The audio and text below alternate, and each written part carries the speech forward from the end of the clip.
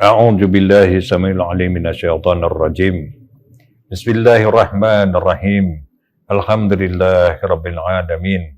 Wassalatu wassalamu ala asrafil anbiya'i wal mursalin.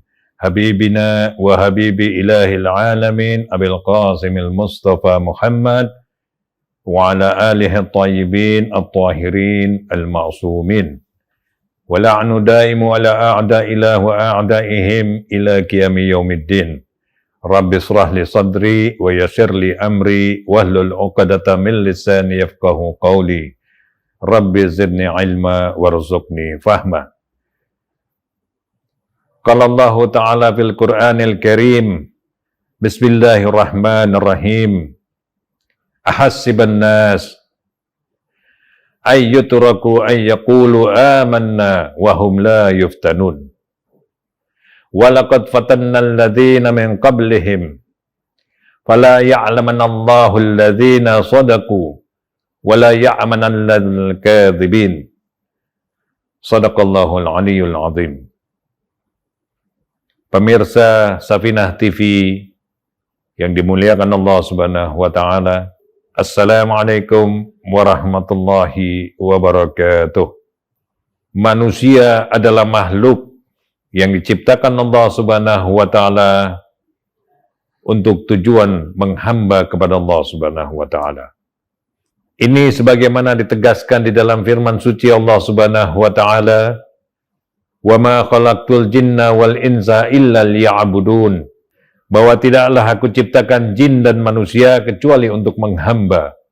Di sini penekanannya menghamba adalah fitrah yang ditanamkan ke dalam diri kita sebagai manusia, yang seyogyanya hanya diarahkan kepada Allah Subhanahu wa taala.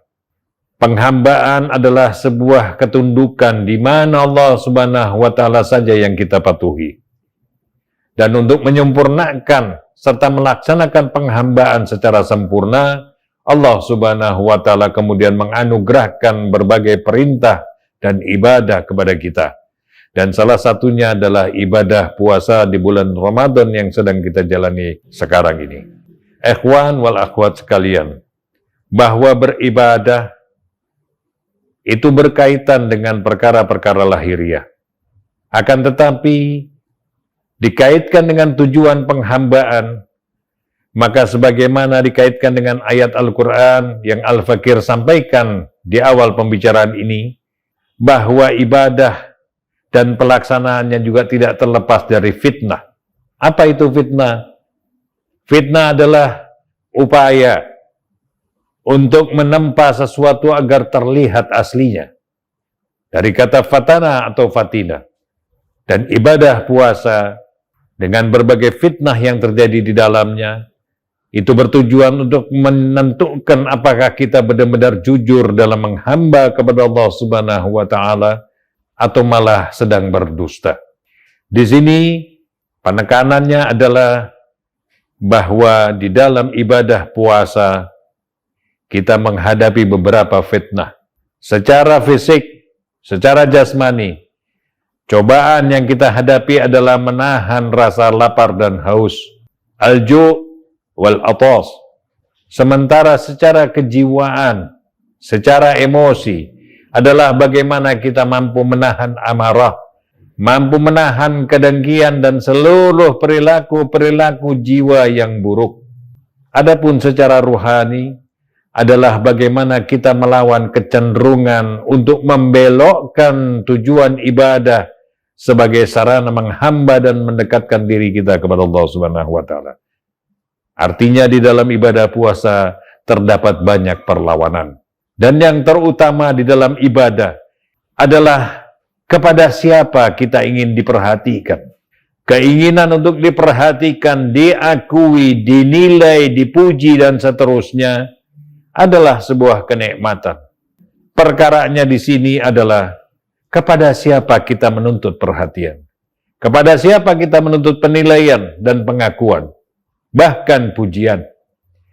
Orang-orang yang mengenal Allah Subhanahu wa taala tentu akan meyakini dan mengarahkan tuntutannya hanya pada perhatian Allah Subhanahu wa taala kepada dirinya, agar sesuai dengan tujuan penghambaan di dalam dirinya.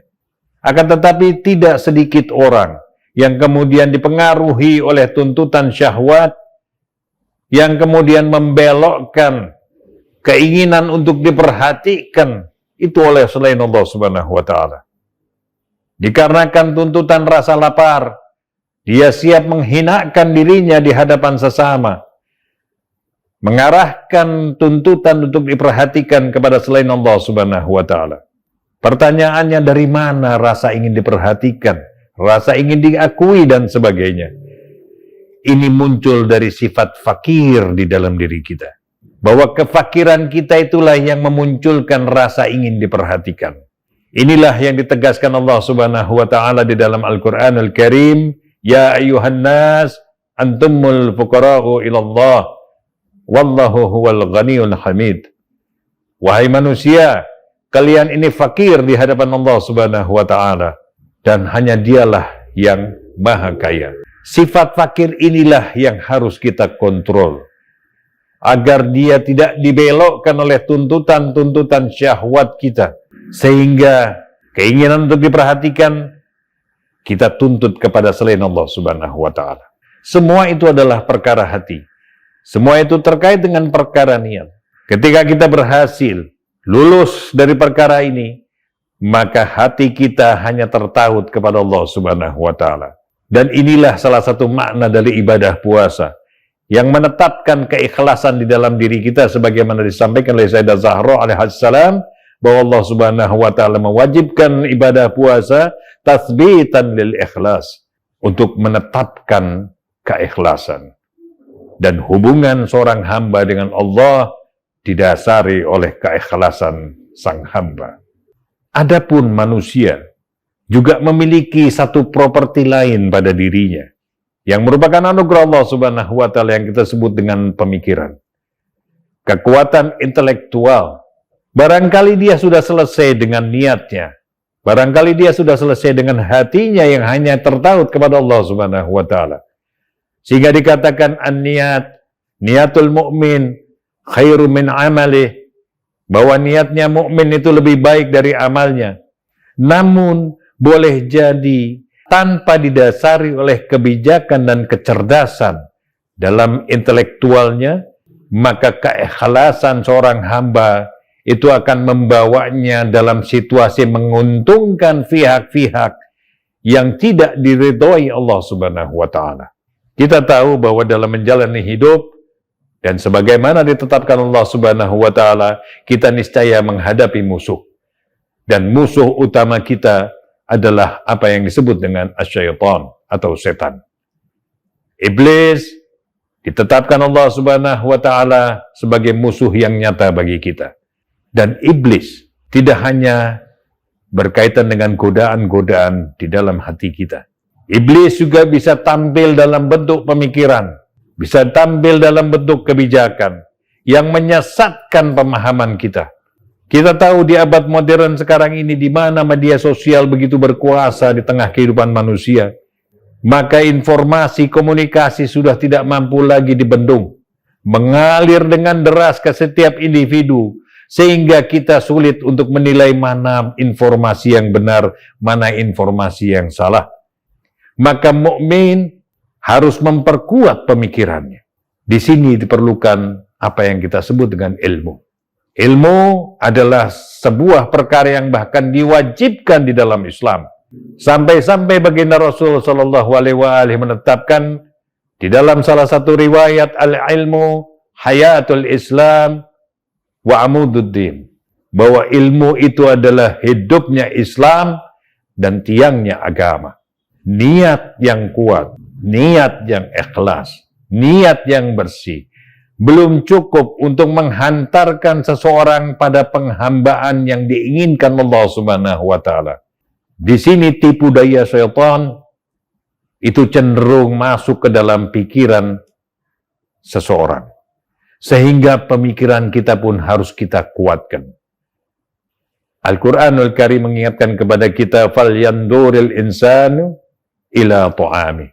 Dan seyogyanya manusia itu melihat dari mana makanannya. Dan makanan pikiran dari manusia adalah informasi dan komunikasi. Bagi seorang mukmin yang ditugaskan untuk menghamba kepada Allah Subhanahu wa taala, yang dalam setiap perbuatannya hanyalah untuk mencari keridhaan Allah Subhanahu wa taala, maka satu perkara yang pasti pada dirinya, Allah adalah Maha benar. Sehingga apapun yang berasal dari Allah Subhanahu wa taala sudah bisa dipastikan sebagai kebenaran. Dalam hal ini adalah Al-Qur'anul Karim. Maka seorang mukmin akan menjadikan Al-Qur'anul Karim sebagai sumber pengetahuannya, sebagai dasar dari pengetahuannya, bahkan untuk menilai ilmu-ilmu yang lain, maka Al-Quran adalah pembandingnya. Inilah kekuatan intelektual yang harus dibangun di dalam pemikiran seorang muslim dan mukmin.